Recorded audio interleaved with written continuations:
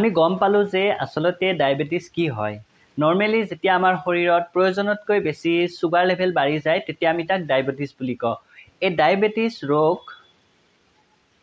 কিয় হয় বুলি ক'লে আচলতে এনেকুৱা কিছুমান কাৰণ থাকে যে ডায়েবেটিছৰ দুটা ধৰণ থাকে, টাইপ 1 আৰু টাইপ 2। বিশেষকৈ টাইপ 1 ডায়েবেটিছ শিশুসকলৰ ক্ষেত্ৰত হয়।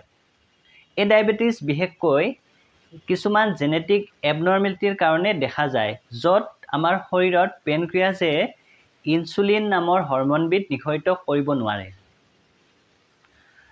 আৰু টাইপ 2 ডায়েবেটিছ বিশেষকৈ অকণমান বয়সত হোৱা দেখা যায়।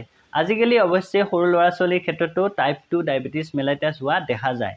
বিশেষকৈ আধুনিক জীৱনশৈলী, খাদ্যাভ্যাসৰ বহুত খেলিমেলি, শাৰীৰিক পৰিশ্ৰমৰ অভাৱ, আমাৰ বহু ক্ষেত্ৰত অসচেতনতা আৰু অৱহেলা, এনেধৰণৰ কিছুমান কাৰণত ডায়েবেটিছ ৰোগীৰ সংখ্যা দিনক দিনে বৃদ্ধি পাইছে।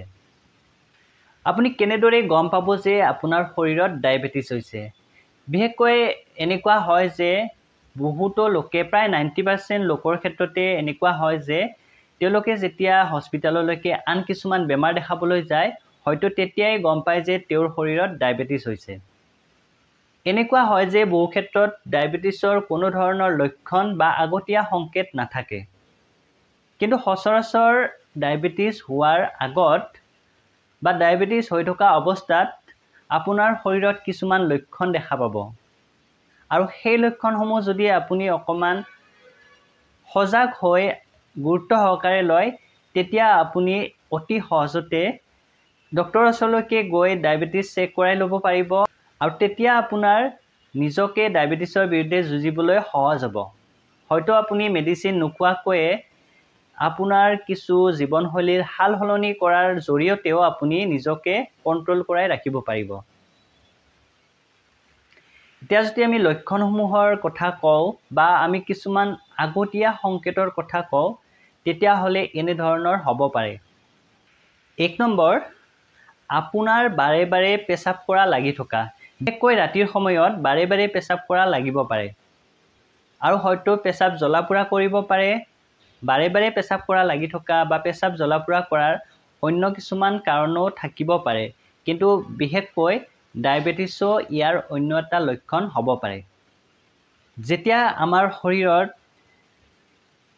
ছুগাৰৰ পৰিমাণ বাঢ়ি যায়, তেতিয়া কি হয়, আমাৰ শৰীৰত কিডনীৰ এটা কাম হৈছে আমাৰ শৰীৰৰ পৰা বেয়া বস্তুসমূহ উলিয়াই দিয়া, অৰ্থাৎ ই এটা ফিল্টাৰৰ নিচিনা কাম কৰে। গতিকে যেতিয়া আমাৰ শৰীৰত ছুগাৰৰ পৰিমাণ বাঢ়ি যাব, তেতিয়া সেই সময়ত আমাৰ বৃক্কটোৱে অধিক কাম কৰিবলৈ আৰম্ভ কৰে আৰু আমাৰ শৰীৰৰ পৰা অত্যাধিক ছুগাৰসমূহ ওলাই দিব খোজে। সেইকাৰণে বাৰে বাৰে পেচাব কৰা লাগি থাকে। আৰু দেখা যায় যে পেচাব বাৰে বাৰে লাগি থকাৰ উপৰিও পেচাবৰ ইনফেকশ্যন যদি বাৰে বাৰে হৈ থাকে, ডায়েবেটিছ অন্য এটা কাৰণ হ'ব পাৰে। দ্বিতীয়টো লক্ষণ হৈছে, যদি আপোনাৰ বাৰে বাৰে ভোক লাগি থাকে, বাৰে বাৰে পিয়াহ লাগি থাকে, তেতিয়াও ডায়েবেটিছ অন্য এটা কাৰণ হ'ব পাৰে। যেতিয়া আমাৰ শৰীৰৰ কোষসমূহে ছুগাৰ ভালদৰে গ্ৰহণ কৰিব নোৱাৰে, তেতিয়া কি হয়, আমাৰ শৰীৰৰ কোষবিলাকত থকা প্ৰ'টিন আৰু চৰ্বিজাতীয় পদাৰ্থসমূহ ভাঙিবলৈ আৰম্ভ কৰে আৰু তাৰ ফলত আমাৰ শৰীৰত অধিক শক্তিৰ প্ৰয়োজন আহি পৰে। আৰু তেতিয়া আমাক বেছিকৈ ভোক লাগে, বেছিকৈ পিয়াহ লাগে।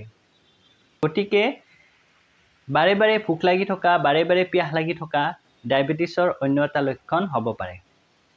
তৃতীয়তে, যদি আপুনি লক্ষ্য কৰিছে যে আপোনাৰ শৰীৰত কম দিনৰ ভিতৰত ওজন একেবাৰে কমি গৈছে, সেইটো এটা ডায়েবেটিছৰ লক্ষণ হ'ব পাৰে। 4 নম্বৰ, যদি আপোনাৰ দৃষ্টিশক্তি লাহে লাহে কমি আহিছে, হয়তো ডায়েবেটিছ অন্য এটা কাৰণ হ'ব পাৰে।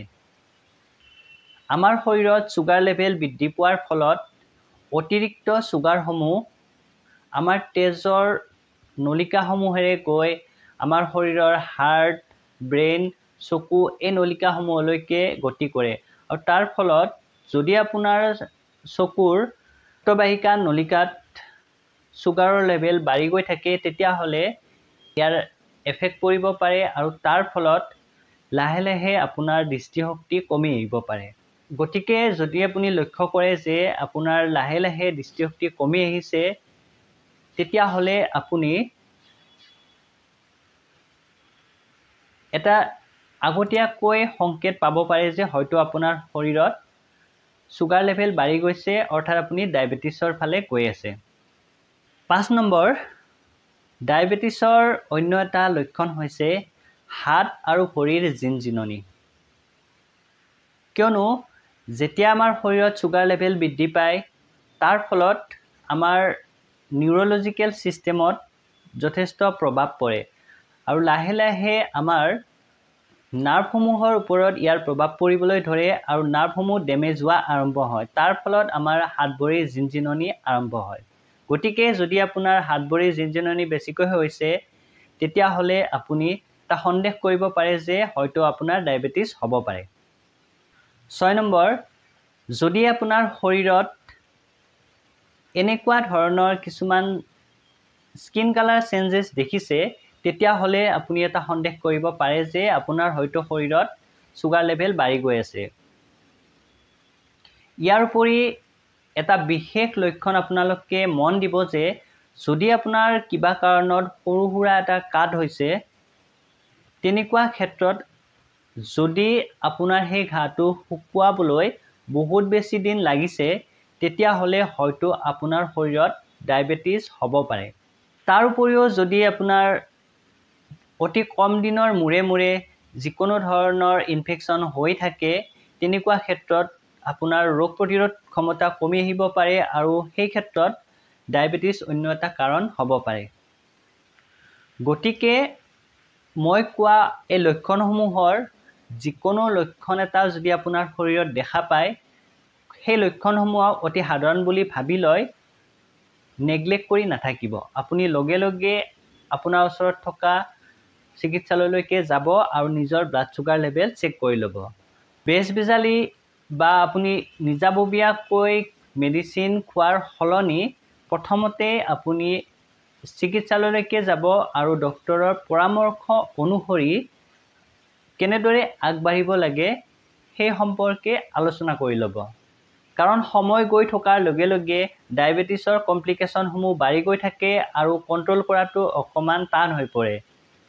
গতিকে যদি আপুনি সময়ত সঠিক উপায় ল'ব পাৰে তেতিয়াহ'লে নিশ্চয়কৈ ডায়েবেটিছৰ ফলত হ'ব পৰা বিভিন্ন ধৰণৰ কমপ্লিকেশ্যনৰ পৰা নিজকে বচাই ৰাখিব পাৰিব।